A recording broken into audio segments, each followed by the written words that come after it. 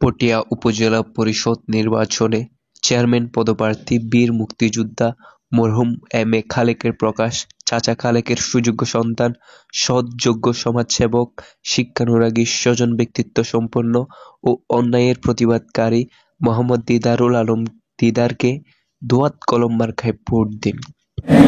আলহাজ মুজাহিদ ইসলাম চৌধুরীর নেতৃত্বে আপনারা আজকে যে নেতৃবৃন্দরা এখানে বসে আছেন সনাতন তার যে অভিযোগগুলা তাদের সাথে পরামর্শ করে যেখানে যা করার দরকার অবশ্যই করব এবং মসজিদ মন্দিরের জন্য যে বরাদ্দগুলো আসবে শুধু চেয়ারম্যানদের পরামর্শে আমি বরাদ্দ দেব না, আমি বরাদ্দ দেওয়ার জন্য সময় এই যে এখানে নেতৃবৃন্দ আছে তাদের সাথে পরামর্শ করব এবং ওনাদের থেকে আমি সদর ইউনিয়নের এবং পৌরসভার প্রায়োরিটি লিস্ট দিব, মানে কমিং নম্বর অনুযায়ী লিস্ট দিব কোনটাতে আগে করা দরকার সেই লিস্টের কমিং নম্বর অনুযায়ী চেয়ারম্যানদের পরামর্শ অবশ্যই নিব।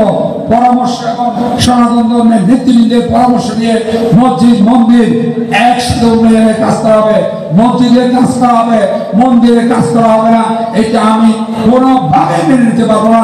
তাদের যদি আমার কোনো ক্ষতিও হয় সেই ক্ষতি মেনে নেওয়ার জন্য আমি সম্পত্তিগুলো সনাতন ধর্মের কাছে রয়ে গেছে। তার একজন হচ্ছে আমার গ্রামের এই পরিবারের কাছে আমাদের সম্পত্তিগুলো আজকে 20 থেকে 25-30 বছর আমার আমল থেকে আজকে 50 বছরের উপরে আমাদের হাতিয়ার গোড়া যা জায়গা সম্পত্তিগুলো আছে করে আমরা জানিও না আমাদের কতটুকু জায়গা সম্পত্তি আছে। আজ থেকে 71 সালের পর আমার আব্বা যখন সুবর্ণনী ইউনিয়ন পরিষদের চেয়ারম্যান নির্বাচিত হয় সেদিন ইউনিয়ন পরিষদ থেকে বের হওয়ার পরে ওনার বড় ভাই গরমদাদা একটা এক প্যাকেট 5 প্যাকেট সিগারেট দিতে বললো, সাথে গরমদাদা বললো আমসাজা আমার তো ঘর নাই, আমাকে 5 ঘন্টা জায়গা দেন। আমার আব্বা মুখের উপর দিয়ে দিলেন তুমি ওই জায়গায় ঘর করো।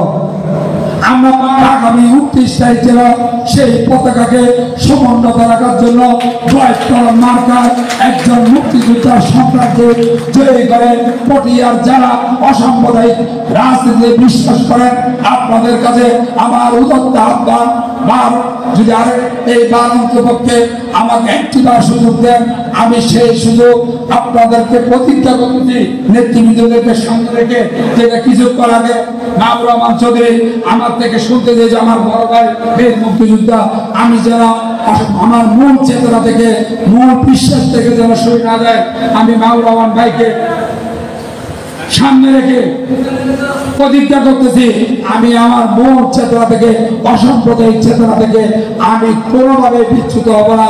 এই আশাবাদ ব্যক্ত করে আপনাদের থেকে আপাতত বিদায় নিলাম।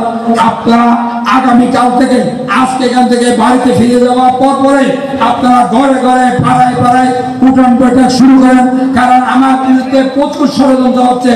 এই ষড়যন্ত্রের জবাব একমাত্র আপনারাই দিতে পারবেন এই আশাবাদ ব্যক্ত করে আমি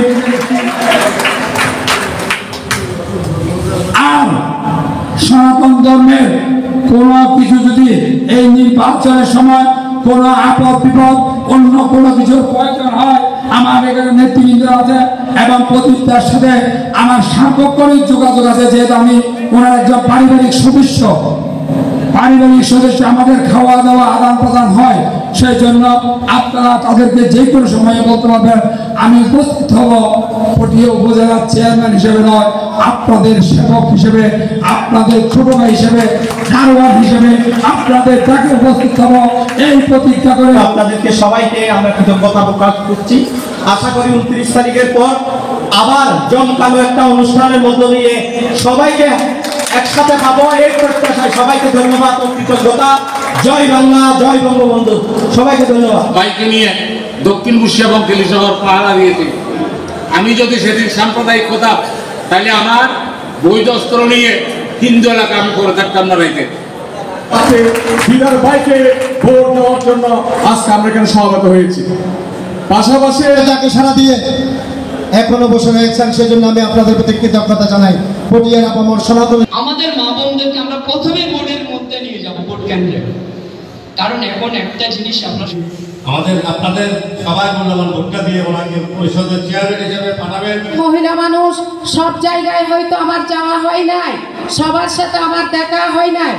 আপনার আমি ছাত্রলীগ করতে গিয়ে অনেক নির্যাতন হয়েছি, আমি এর জন্য প্রার্থী হয়েছে।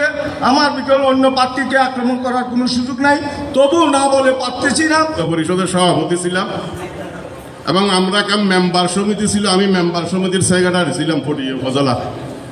তখন দোয়াত করবেন, ভোট দিয়ে জয়যুক্ত করবেন, এই প্রত্যয় ব্যক্ত করে সবার কাছে এই আশা করে সবাইকে প্রীতি শুভেচ্ছা।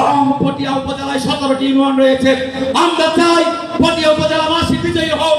আপনাদের ওনাকে দোয়াত কলম মার্কা ভোট দিয়ে জয়যুক্ত করবেন। ধন্যবাদ সবাইকে। সবাই সবার অবস্থান থেকে সবাই ঝাঁপিয়ে পড়ুন, দোয়াত কলম মার্কার বিজয় সুনিশ্চিত করুন। জয় বাংলা, জয় বাংলা। বুঝতে পারবো সুমন নদীতে কত ভোট হয়েছে, কসুয়ায় কত ভোট হয়েছে।